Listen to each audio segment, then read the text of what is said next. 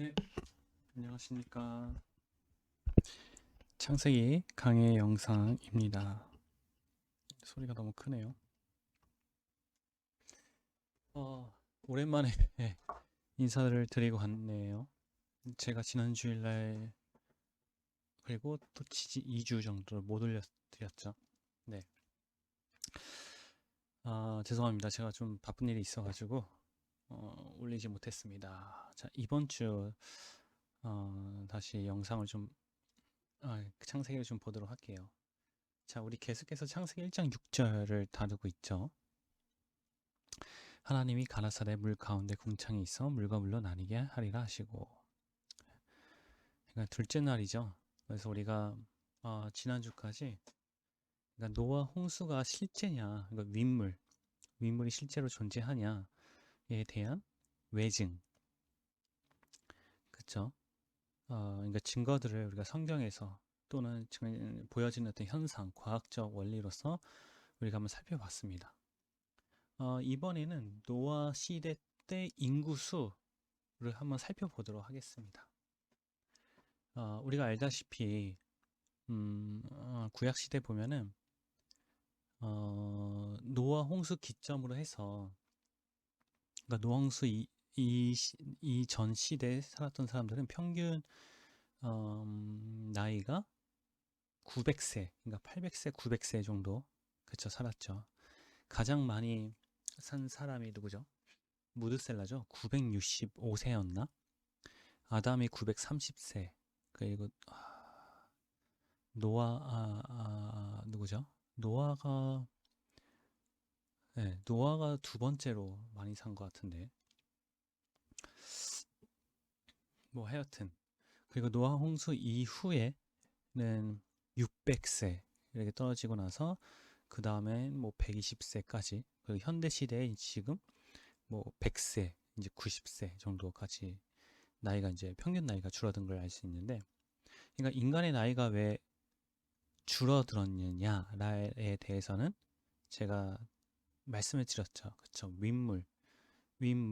지구를 둘러싸고 있는 윗물이 제거가 되면서 더 이상 인간이 어, 장수할 수 없는 그런 환경으로 변질이 됐기 때문에 인간의 수명이 당연히 적어질 수밖에 없다라는 것을 여러 차례 이제 말씀을 드렸습니다. 그러면 당시 노아 시대 때, 그러니까 노아 홍수 이전 시대 때 사람들의 그 뭐죠? 나이, 그러니까 족보를 좀 살펴봄으로써 그러니까 성경에서 나와 있는 그 족보만으로만 봤을 때, 우리가 지금 지구의 역사라고 해야 되나요? 그러니까 진화론적 관점에서는 뭐 50억 년, 60억 년, 더 많게는 100억 년이라고 하잖아요, 지구의 나이가. 근데 보통 신학자들 사이에서는 성경으로 봤을 때는, 그리고 그런 고고학자들, 그러니까 신학자인데 고고학자도 같이 하시는 그런 고고학적으로 봤을 때는 뭐 5천 년에서 2만 년까지는 지금 그 사이로 보고 있습니다. 그런 것들을 우리가 한번 성경을 봐서 이게 정확하게, 물론 정확하게는 모르겠죠. 근데 이게 어느 정도 지금 몇 년이 지났는지, 혹은 지구의 나이가 몇 년이 될 수 있는지를 한번 계산을 한번 해보자 이겁니다. 근데 그것을 우리가 알기 전에 알아야 되는 게 뭐냐면, 성경에서 기록되어 있는 그런 족보의 원리를 한번 살펴볼 필요가 있어요. 그러니까 성경에서는 이 지구상에 있는 모든 인간의 인류의 족보가 다 기록되어 있는 건 아니잖아요. 그렇죠? 그렇다고, 그러니까 당연히 그건 아니지만은 또 성경에 나와 등장하는 인물들, 그러니까 인물들과 그 인물 사이에 중간에 있는 인물들도 생략되거나 혹은 기록해 놓은 그런 부분이 있다는 것입니다.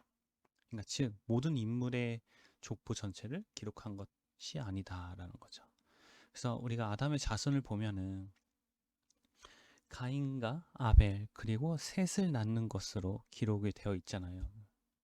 근데 우리가 가인과 아벨 사건에서 보았다시피 가인과 아벨뿐만 아니라 물론 아담 하와 뿐만 아니라 당시에 많은 사람들이 있었다는 것을 우리는 알 수 있죠. 성경에 기록되어 있기 때문에. 그럼에도 불구하고 족보에 관련된 것은 가인과 아벨, 셋만 하나님께서 기록해 놓으셨다는 것이죠.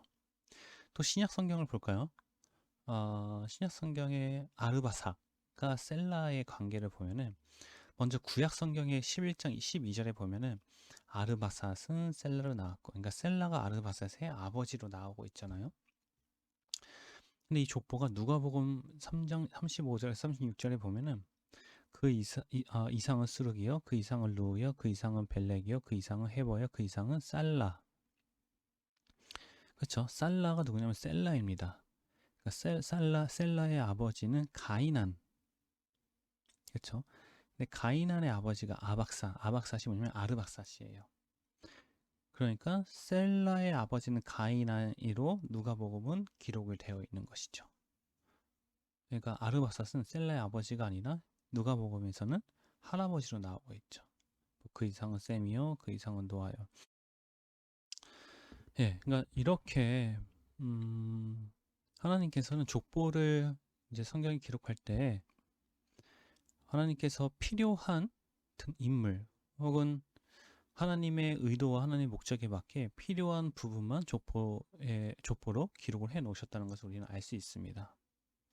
또 히브리서 7장 9절에서 10절 보면은 또한 10분의 1을 받는 레위도 아브라함으로 말미암아 10분의 1을 바쳤다 할 수 있나니 이는 멜기세덱이 아브라함을 만날 때 레위는 아직 자기 조상의 허리에 있었음이니라. 그렇죠? 그러니까 아브라함 시대 때는 아직 레위가 이 세상에 태어나지도 않았죠. 그런데 어떻게 해요? 아브라함이 10분의 1을 멜기세덱에게 바칠 때 레위도 같이 바쳤다라고. 그러니까 그런 시간과 공간을 어떤 초월함으로써 이제 레위가 실제 존재하는 것처럼 기록을 했다는 것이죠.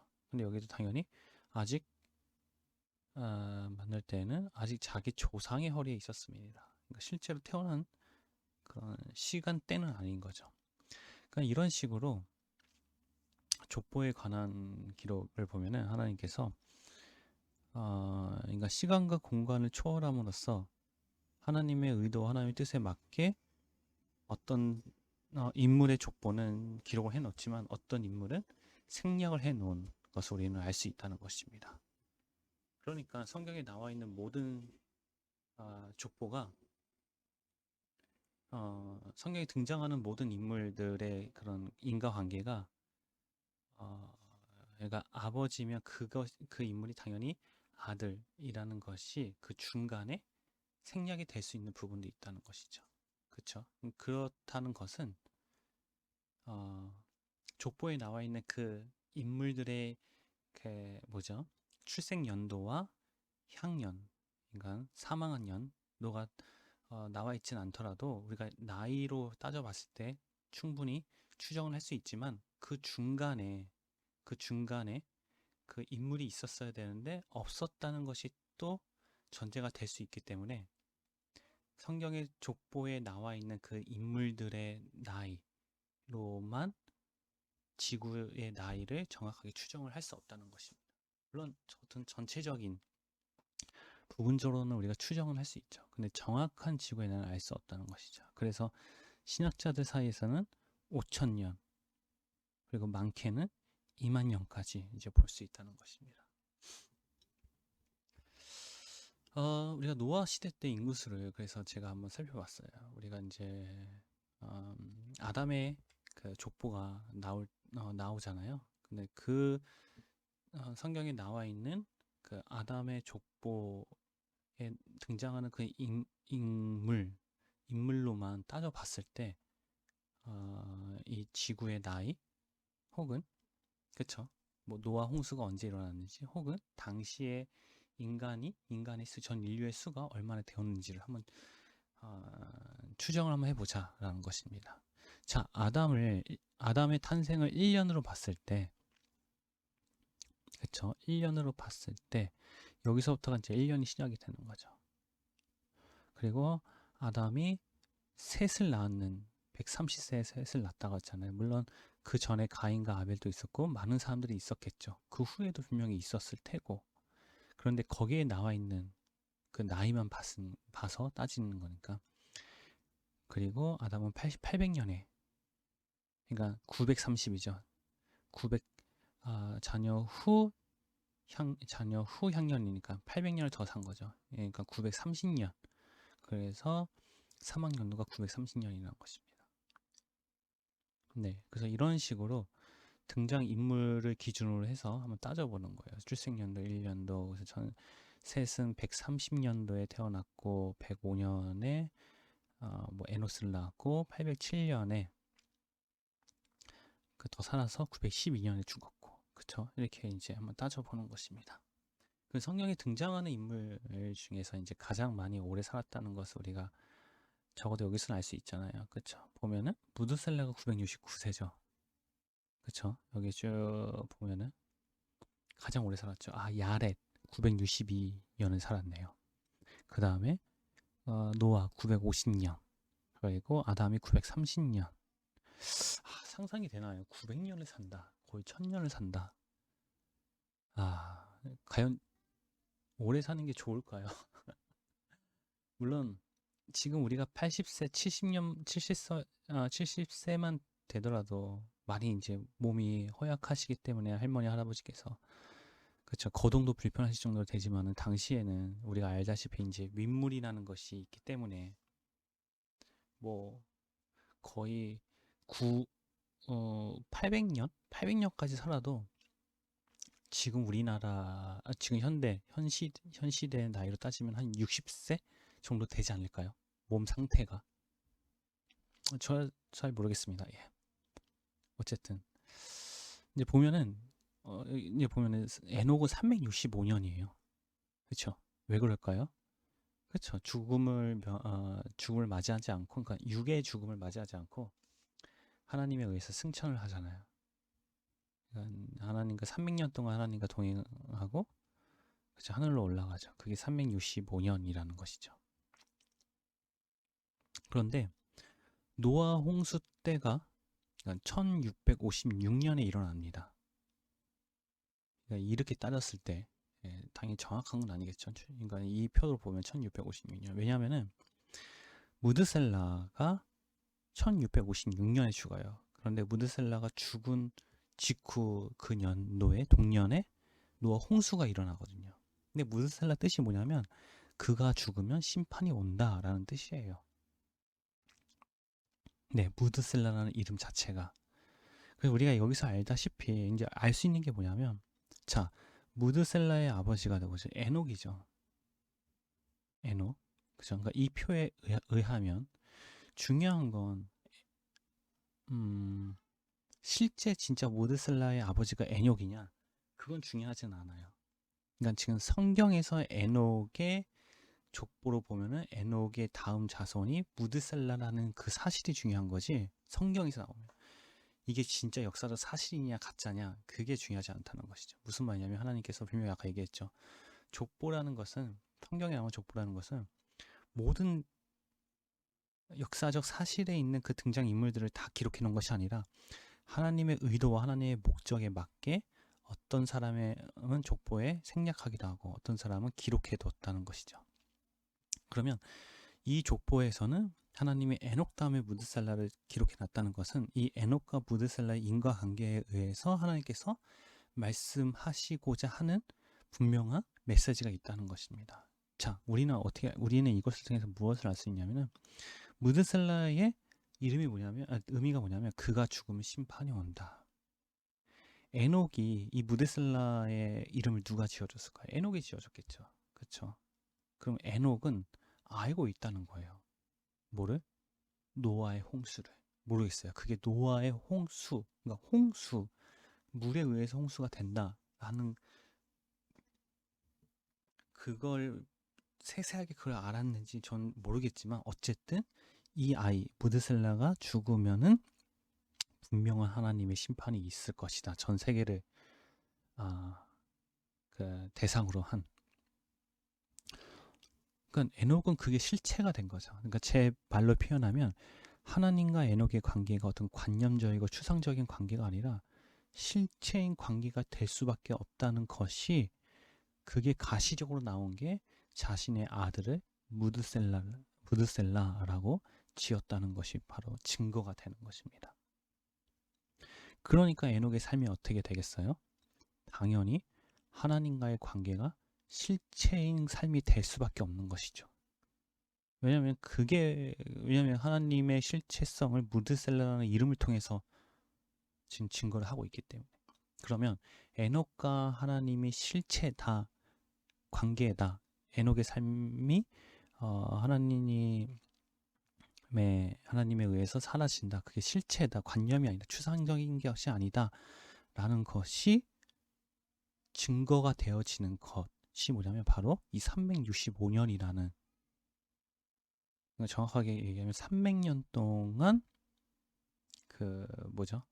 300년 동안 하나님과 동행했다라는 그 성경이 바로 기록인 거예요. 성경에 보면은, 그냥 제 의견에 보면은 정말 양보해서 이 사람은 정말 구원받았다, 예수님 빼고 라고 확신할 수 있는 사람 중, 그러니까 가장 대표적인 사람이 바로 에녹이잖아요. 빼도 박도 못하잖아요. 어떤 신학적인 뭔가를 막 그러니까 어떤 신학적인 논리를 아무리 가지고 와도 반박할 수가 없습니다. 에녹이 구원을 받지 않았다라는 거 얘기할 수 있는 게 없다는 것이죠. 논쟁거리가 안 되죠. 정확하게 써있기 때문에 동행해서 하나님께서 데려가셨다는 것이. 그렇죠? 그러니까 그런 대표적인 사람이 바로 에녹이에요. 근데 에녹이 그렇게 살 수밖에 없는 게 뭐다? 무드셀라, 그가 죽으면 심판이 온다.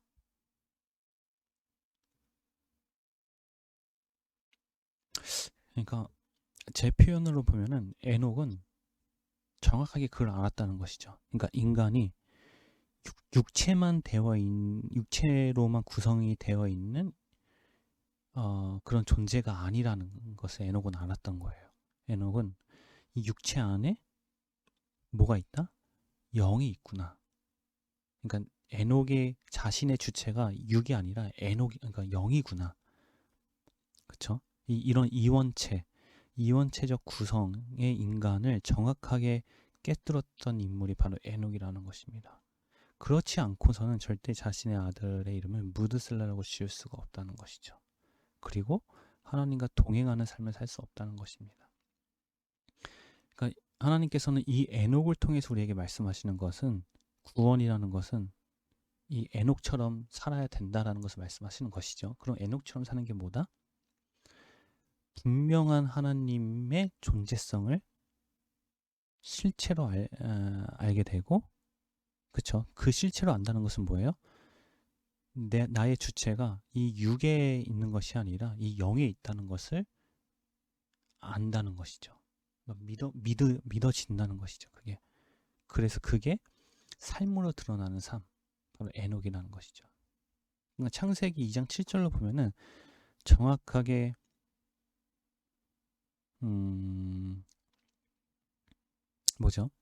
땅의 흙으로 사람을 지으시고, 그쵸? 그 안에 자신의 주체인 영과 생기, 즉 하나님의 영이 함께한 삶, 그러니까 생명의 삶을 계속 유지하면서 산 삶, 그게 바로 에녹의 삶이라는 것입니다. 그러니까 우리가 에녹과 무드셀라라는 이 관계를 통해서 우리가 방금 제가 말씀드린 부분을 충분히 알 수 있다는 것이고, 이것 또한 하나님께서 우리에게 말씀하시고자 하는 메시지라는 것입니다. 그러면 다시 이제 봐서, 자, 1656년에 누가 죽어요? 뭐가 일어나요? 홍수가 일어났다는 것이죠. 그쵸? 그리고 나서 나이가 600세로 줄어듭니다. 그리고 438세 아르박사, 살라가 433세. 그러니까 이때까지만 해도 400세, 그 다음에 200세, 그러니까 2배가 줄어들죠. 그죠? 그러니까 2배가 또 줄어들죠. 100세, 그쵸? 175세, 아브라함 175세 되는데, 그렇죠. 그러니까는 언제 노아 홍수 기점으로 이제 줄어든다. 뭐 이것은 우리가 외증했을 때 이제 충분히 많이 다뤘기 때문에 다들 이제 아실 거라 생각이 듭니다. 자, 그러면 이걸로 한번 보도록 하겠습니다.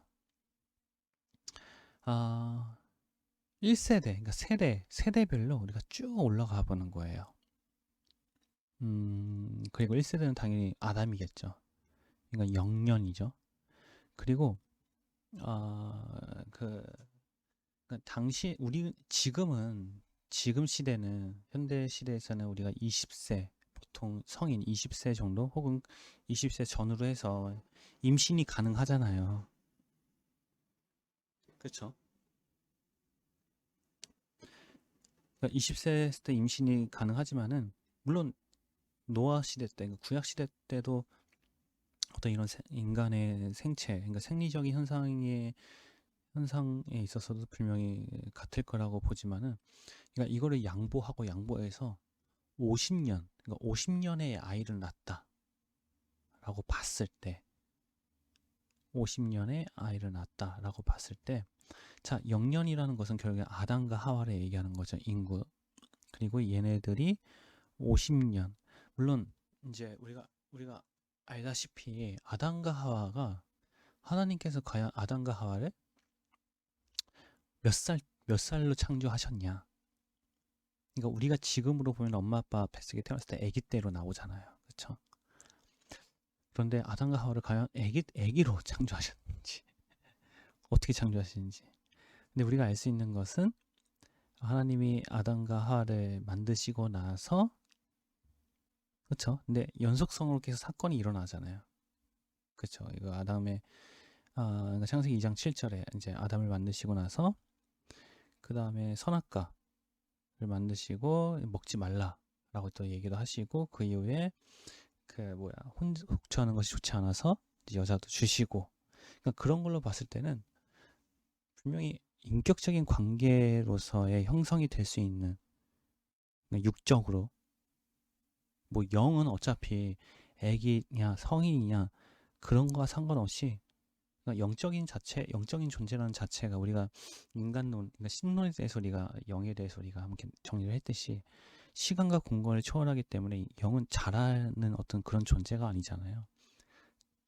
처음 하나님께서 창조했을 때 그때 그 상태가 끝까지 가는 것이 바로 영적 존재이죠. 그러니까 육적으로 이제 보게 되면은 하나님과의 어떤 인격적인 관계가 맺을 수 있는 그런 형성이 될 수 있는 그런 나이로 하나님께서 당연히 창조를 했다고 보는 게 성경적으로 봐도 맞다고 볼 수 있죠.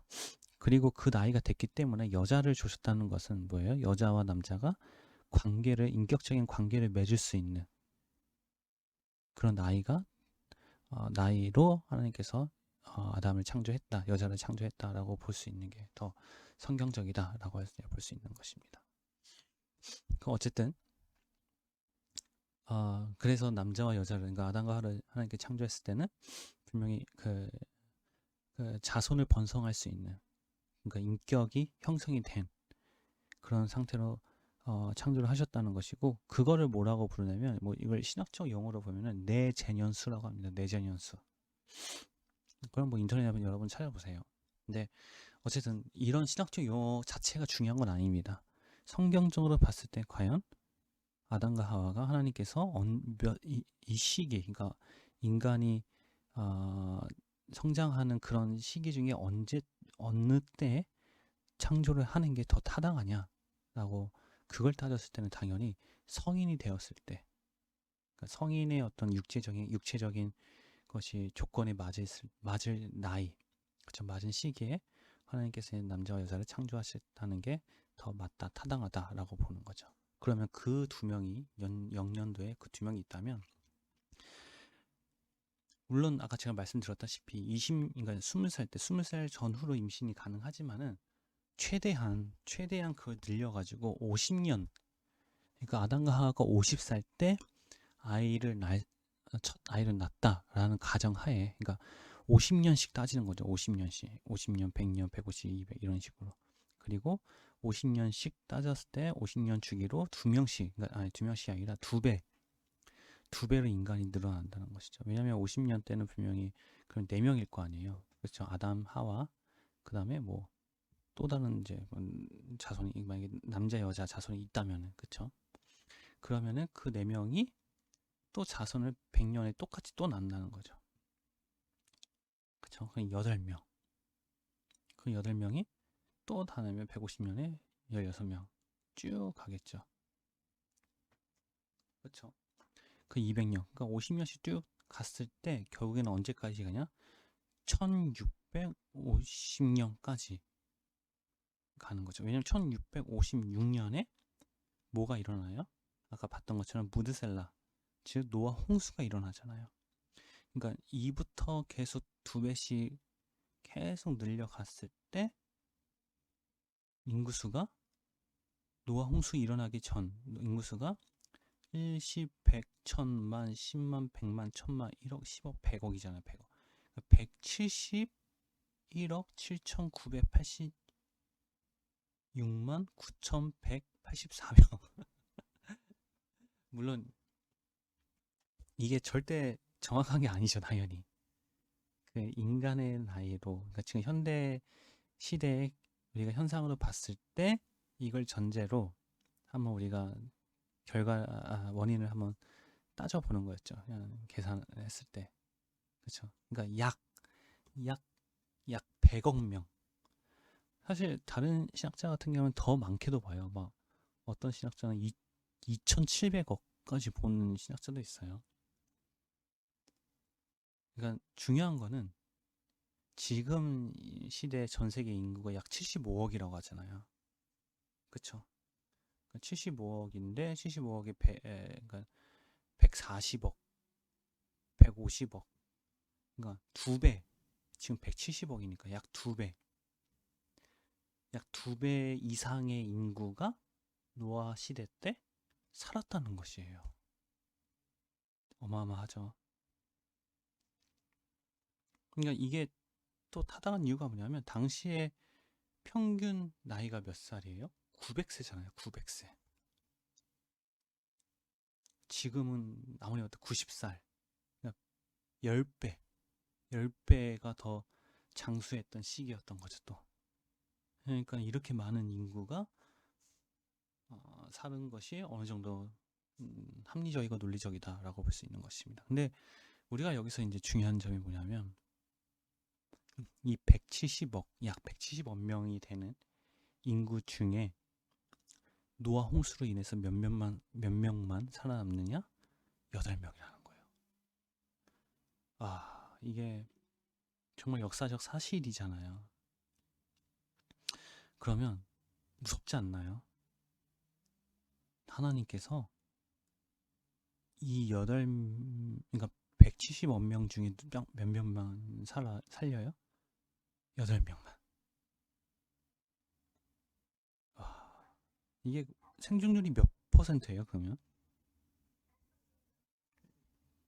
10, 100, 1000만, 10만, 100만, 1000만, 0.0000000 뭐 이게 만약에 80억이라고 하면 80억 분의 그러니까 80억 명 중에 8명이잖아요. 그쵸? 0.00000000008 그렇게 되겠죠. 퍼센트가 생존율이는 거예요. 그러니까 이거를 다르게 보면은 천국에 들어갈 확률이 그렇다는 것이죠. 근데 우리가 잘 따져보면은 그 애굽에서 이스라엘 백성이 나오잖아요. 몇 명이 나오죠? 약 60만 명이 나온다고 해요. 60만 명. 그 60만 명이 나와서 광야에서 약 40년 동안 이제 거기서 방황을 하다가 천국을 상징하는 가나안에 입성을 하게 되죠. 근데 몇 명만 들어가요? 2명만. 누구였죠? 갈렙과 여호수아. 2명만 들어갑니다. 60만 명 중에 2명.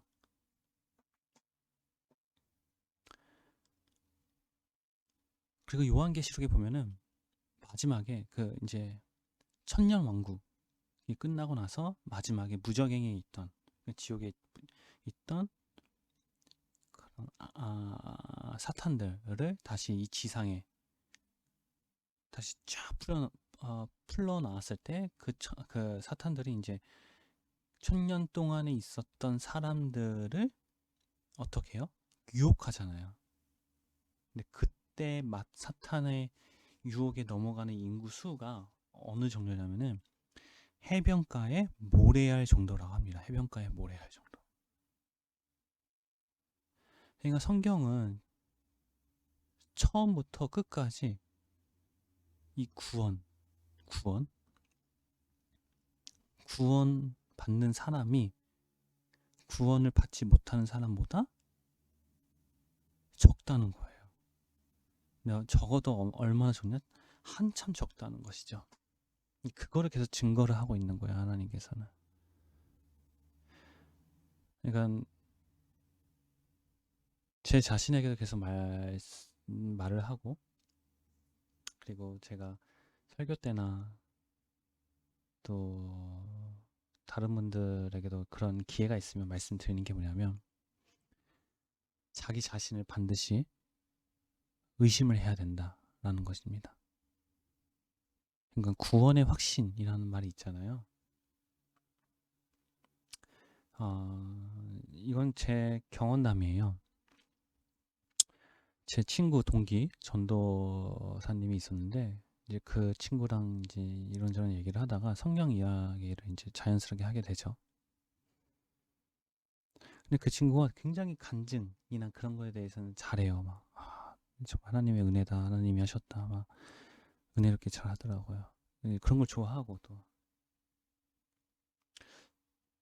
이제 그러면서 이제 제가 얘기할 때,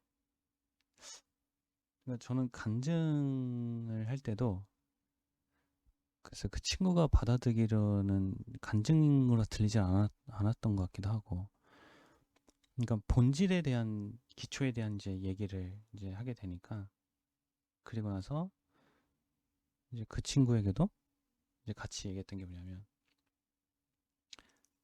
그런 구원, 그쵸? 그러니까 전도사니까 당연히 어떤 구원에 대해서는 기초라고 생각을 하고 있었겠죠. 가장 기본적인 거고.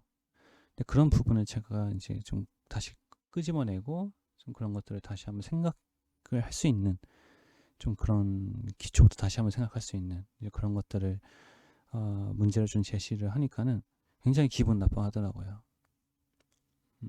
근데 이해가 돼요. 네, 충분히 이해가 됩니다. 근데 그러면서 하는 말이 뭐냐면, 자기는 분명한 구원, 하나님과의 인격적인 만남의 경험이 있기 때문에 그건 전혀 의심하지 않는다, 이제 그렇게 얘기를 하더라고요. 물론 그 친구 말이 맞죠. 예. 근데 제가 말씀을 이제 드리는 것은, 뭐 그 경험이 맞다 안 맞다 자체를 의심하고 그 자체를 의심을 해라라기보다는,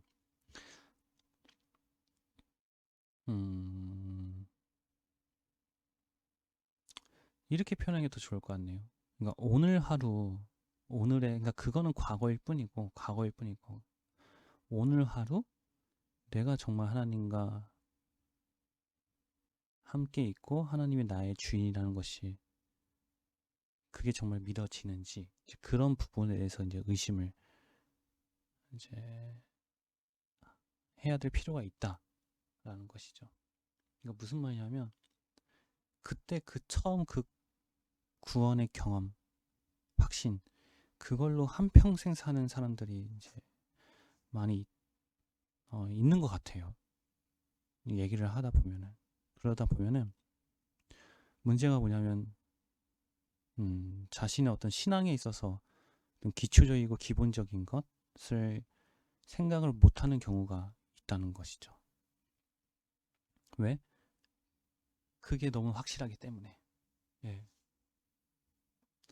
그런데 글쎄요, 제가 신앙이 안 좋아서 그런지 몰라도, 우리가 삶을 살아갈 때 정말 솔직하게 냉정하게 자신의 하루의 삶을 보면은, 정말 하나님을 생각을 안 한 게 많은지, 안 한 시간이 많은지, 혹은 생각을 정말 한 시간이 많은지 한번 냉정하게 따져봤을 때 저 같은 경우에는 하지 않은 시간이 훨씬 더 많거든요. 근데 그것만 보더라도 내 자신을 어떻게 의심하지 않을 수가 있을까? 그렇죠. 이제 그런 생각이 드는 거죠. 어쨌든 그런 부분에 대해서 이제 얘기를 하게 되면은, 근데 저도 이제 그 친구뿐만 아니라 다른 사람들하고 얘기해도 거의 일반적인 이제 반응은 굉장히 자존심 상하고 기분 나빠하다는 것이죠. 근데 그 의심을 하고 그 생각을 하고 그거를 다시 한번 돌아보는 것 자체가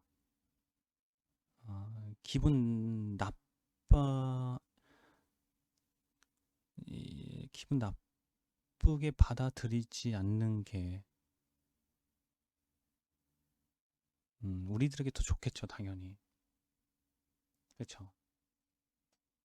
근데 저는 그게, 그러니까 이해는 하지만은 그게 그러니까 지금은 이제 그런 생각이, 이게 기분 나쁜 것인가?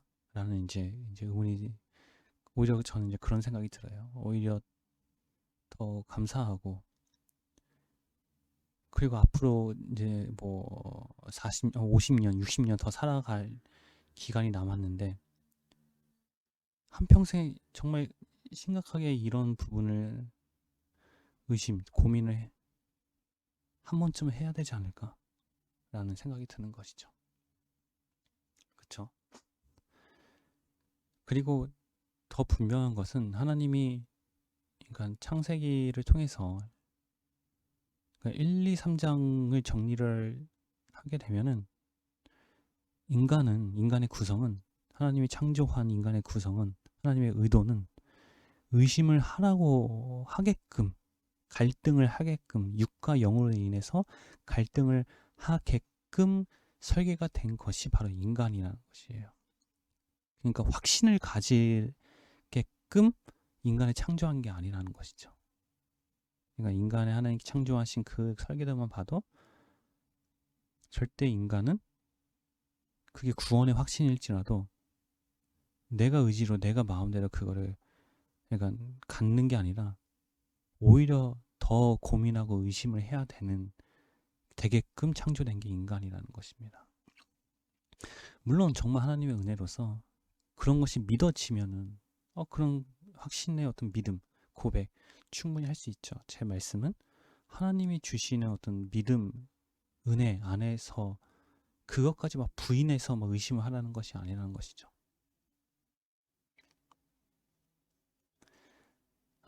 근데 중요한 게 뭐냐면, 이제 이 노아 홍수, 그러니까 170만 명 중에 8명을 살렸다라는 것에서 이제 감사함을 고백할 수 있는 게 뭐냐면, 170억 명을 보는 것이 아니라 이 8명을 보자는 거예요. 그러니까 하나님의 시각에서는 이 170억 명은 보이지 않았다는 거예요. 이해가 되시나요? 이런 얘기를 할 수 있잖아요.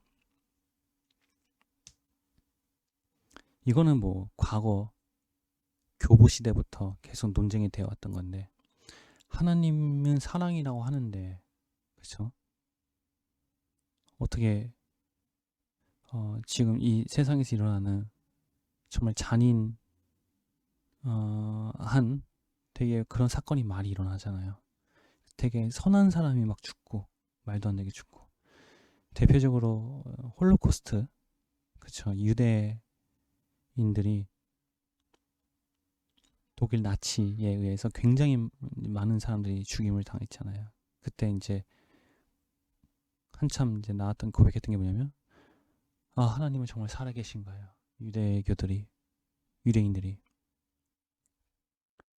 그래서 그때 사신론, 그러니까 죽은 신에 대한 뭐 책도 나오고 막 그랬죠.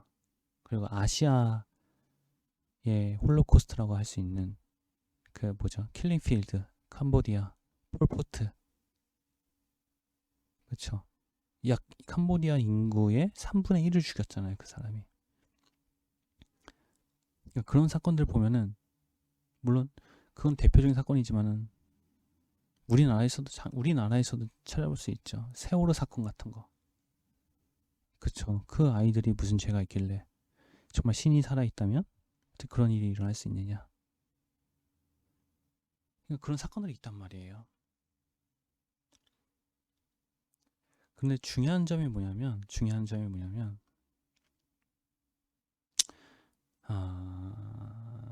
제가 이제 오늘 토요일인데 내일 또 설교할 내용이기도 해요.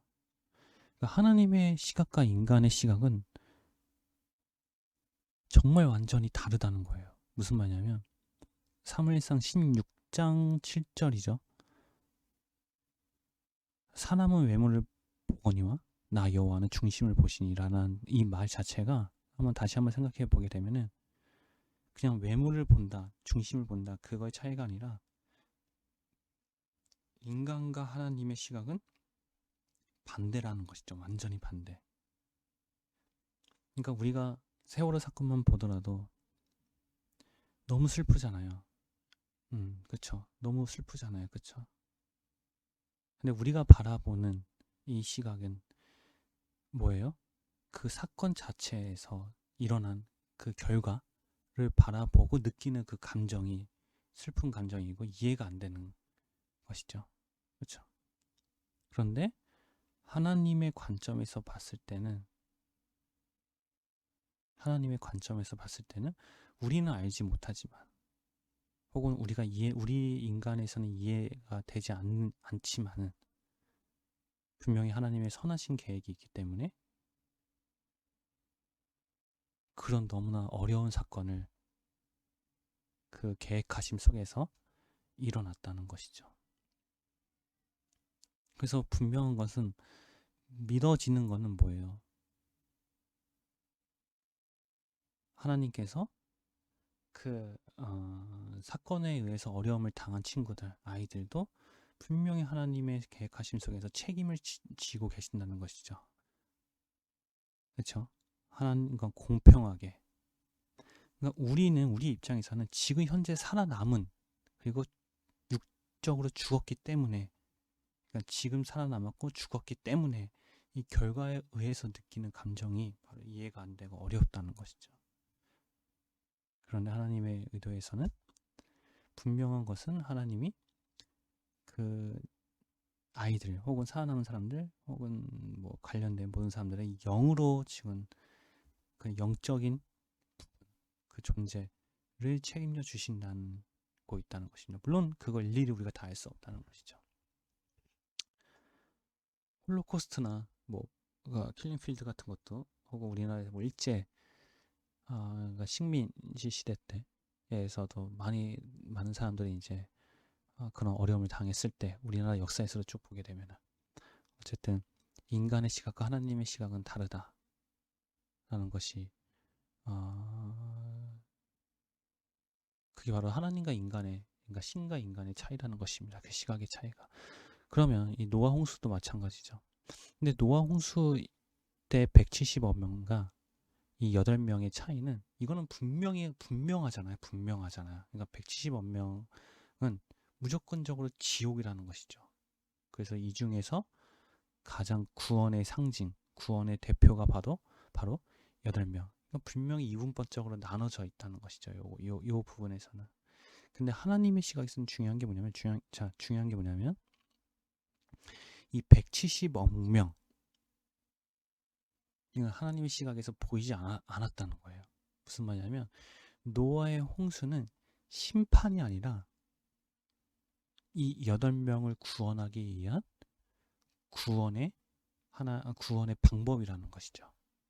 그러니까 초점이 8명에 있다는 것이지 170억 명에 있다는 것이 아니라는 것입니다. 그러니까 무슨 말이냐면 하나님께서 천국과 지옥을 만들잖아요. 그러니까 지옥은 과정이고 부분적인 거예요. 무슨 말이냐면 천국을 위해서 지옥을 만들었다는 것이죠. 천국과 지옥이 동일하게 있는 것이 아니라 천국을 만들기 위해서 반드시 뭐가 있어야 돼? 지옥이라는 게 있어야 되는 것이에요. 무슨 말이냐면 인격적인 그러니까 자유의지가 있는 영적인 존재인 인간이 자신의 선택에 의해서 결국에는 천국에 가는 사람들이 있어요. 하나님은 그 사람들을 위해서 이 세상을 창조하신 거고 그 사람들을 위해서 천국을 만들어 놓으신 거예요. 이제 그러다 보니까 뭐가 남아요?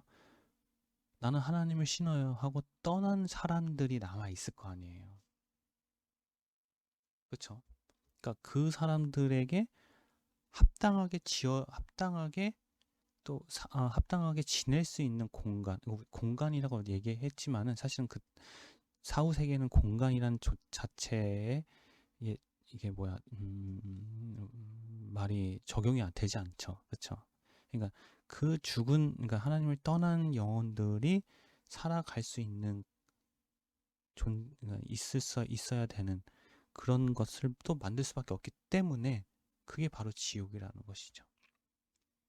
그러니까 하나님이 없는 그 사람의 심령 상태가 곧 지옥이라는 것입니다. 그러니까 이 부분이 자꾸 인간의 시각으로 인간적인 어떤 결과에 보여진 어떤 현상에 의해서 자꾸 이해를 하고 수용을 하고 하다 보니까 천주교에서는 무엇을 만들었냐면은 사랑의 하나님인데 이게 말이 되냐는 것이죠. 그래서 연옥이라는 걸 만들게 돼요. 연옥 혹은 고성소라고 하죠. 그러니까 여기서 죄가 있는 사람일지언정 또 그곳에서 기회가 주어지는 거예요. 그렇죠?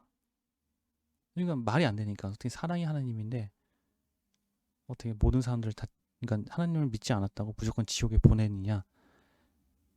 그게 천주교에서는 그것도 맞고 또 사랑이 하나님이라는 것을 물론 이 사랑이라는 것이 또 인간의 관점에서의 사랑인 거죠. 그러니까 성경에서 보면 아가페 하나님의 관점에서의 사랑이 아니라 그 뭐였죠? 인간의 네가 아가페 하나가 뭐였지? 갑자기 기억이 안 나네. 그 베드로에게 네가 나를 사랑하느냐 할 때 그 베드로가 내가 하나님을 사랑합니다 할 때 그 사랑하다 아가페와 어쨌든 기억은 안 납니다. 그러니까 인간적인 사랑의 하나님으로 천주교 교리에서는 이해를 했기 때문에 연옥과 고성소라는 또 하나의 새로운 사탄적인 어떤 교리를 만들게 되는 것이죠. 자, 오늘은 그냥 뭐 여러 가지 이 노아 시대 때 인구수를 통해서 여러 가지 이제 많은 이야기를 나눴었는데 중요한 거는 뭐다?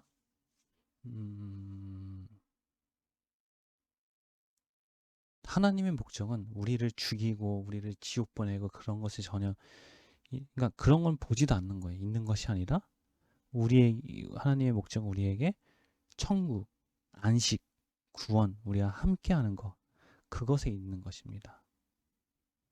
그런데 그것을 있게 하기 위해서 그것을 이루기 위해서 어쩔 수 없이 지옥이라는 것을 만들게 되는 것이고 어쩔 수 없이 170억 명을 죽일 수밖에 없는 것이라는 것입니다. 그렇죠? 물론 심판이라는 자체가 엘로힘적 하나님의 역사이기 때문에 그러니까 객관적으로 보는 거기 때문에 당연히 170억 명이 죽는다는 것은 하나님 앞에서는 아무것도 아니죠. 그냥 먼지를 쓸어버리는 것과 마찬가지죠. 그렇죠? 그 하나님은 누구만 보여? 8명만 보이는 거예요. 자, 여기까지 하도록 하겠습니다. 또 궁금하시거나 또 혹시 같이 나누고 싶은 이야기가 있으면 언제든지 저에게 연락을 주시기 바라겠습니다. 네, 그럼 안녕. 내일 봐요.